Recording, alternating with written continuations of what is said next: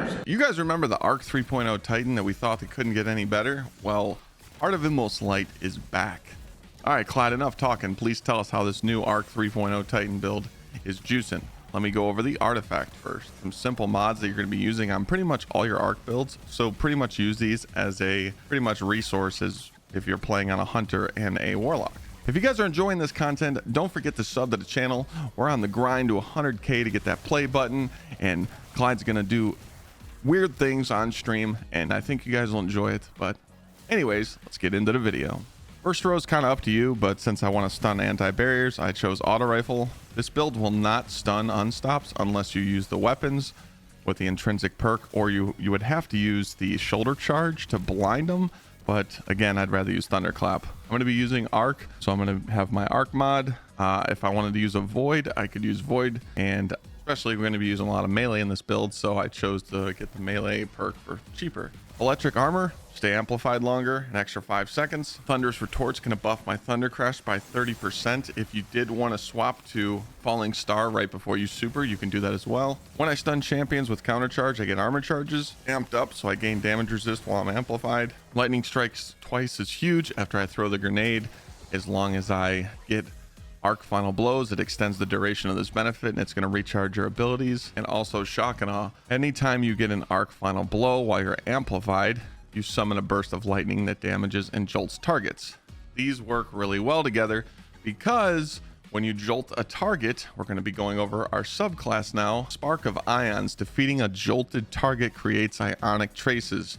When you get an ionic trace, you get ability energy, and this is what just makes the artifact mods insane with arc builds, because we're making a lot more ionic traces than we thought we could this season. Spark of Magnitude is going to give you lingering on your nades, so when you're using lightning grenades, pulse nades, or storm nades, it's up to you. Spark of Shock, gonna jolt targets, make ionic traces, and also stun overload champions. Spark of Resistance, while I'm surrounded, which I will be, I get more damage resist. You can use pulse nades or storm nades. I just like pulse nades because I throw them in an area where I know they're gonna destroy, and for some reason I just felt storm nades weren't tracking and doing damage like they used to. I use thunderclap, I use catapult with thruster, and we're gonna be using knockout with touch of thunder. Remember, you can use knockout while you're critically wounded to get some health regen, and also this does proc your charge melee, so you can make orbs. Believe it or not, I was running Thunderlord in Forbearance because I knew Thunderlord was doing extra damage with div, but really most of the season it's going to be arc surges. So in the master content, in the GMs, it's probably going to be arc surge, so getting a 25% buff to a Thunderlord is kind of huge, and Forbearance is going to heal you when it touches enemies, and it's going to stack with your shock and awe and lightning strikes twice to keep your abilities up. So it was kind of nice. I pulled out this old school Chroma Rush auto rifle because I wanted to stun barriers, but again, you could switch this up. Also, another build I was running was 7th Seraph with Trinity Ghoul. Trinity Ghoul to just get amplified is insane, and we all know that Trinity Ghoul is one of the best ad clears in the game because you don't have to aim, you just get that arrow charged and shoot the ground. But again, when you're coming into a room when there's a lot of ads, you can easily get a multi-kill and get amplified and start cycling through your abilities. You can use Riptide to freeze champions, and I was using an arc machine gun to clear ads. But again, some of you might not have 7th Seraph, so you can use whatever heavy you would like. Getting into the armor mods, we're going to be using double ashes to assets on our helmets, so when we are spamming grenades, we're getting that super energy. We're also going to be using arc siphon, so when we get multi-kills with arc, we will make orbs of light. Moving on to the gauntlets, we are going to run grenade kickstart here because we're going to be charged up all the time with armor charges, and to be able to get that grenade back even faster will help our abilities as well. We're going to be using firepower, so we're making orbs off those grenades. On the chest piece, we're going to use damage resist whatever activity you're doing, and charged up. Charged up is going to give you that extra armor charge, so when you do proc grenade kickstart, you will have an armor charge still sitting on your character, so you can still do extra damage. On the legs, I feel like this is really important. Absolution reduces all ability cooldown each time you pick up an orb of power, so that's going to build into your Heart of Inmost Light chaining abilities.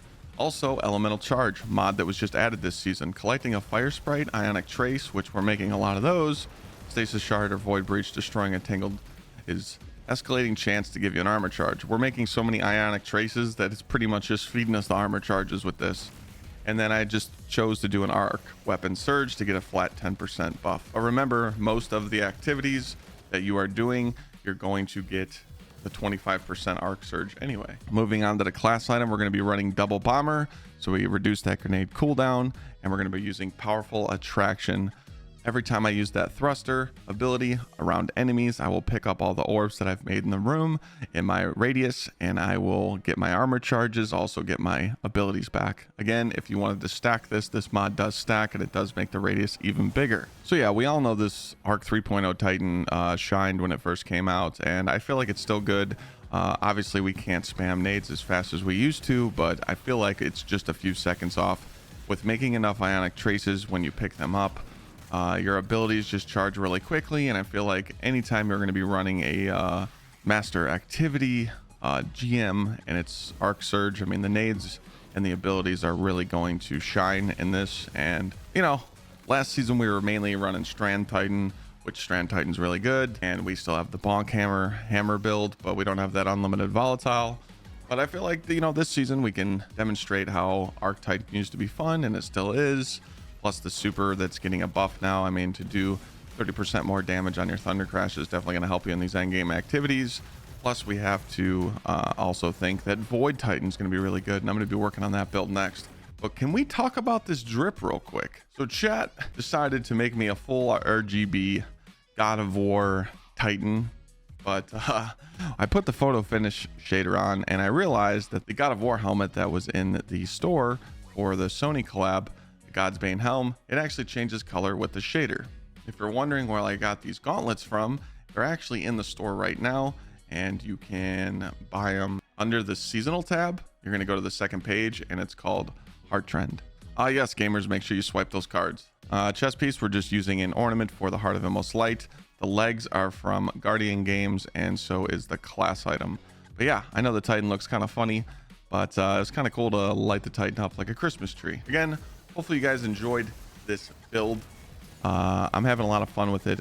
Trinity Ghoul slaps, so does Thunderlord, but it's just cool to chain your arc abilities off kills and pretty much get that Heart of Immortal Light Titan feel back. Thanks for tuning into the video. I'm going to be running the dungeon all weekend, so if you want to come get the clear, learn some strats, or get a solo flawless guide up, I will have it this weekend. I appreciate you guys, and I'll see you next time.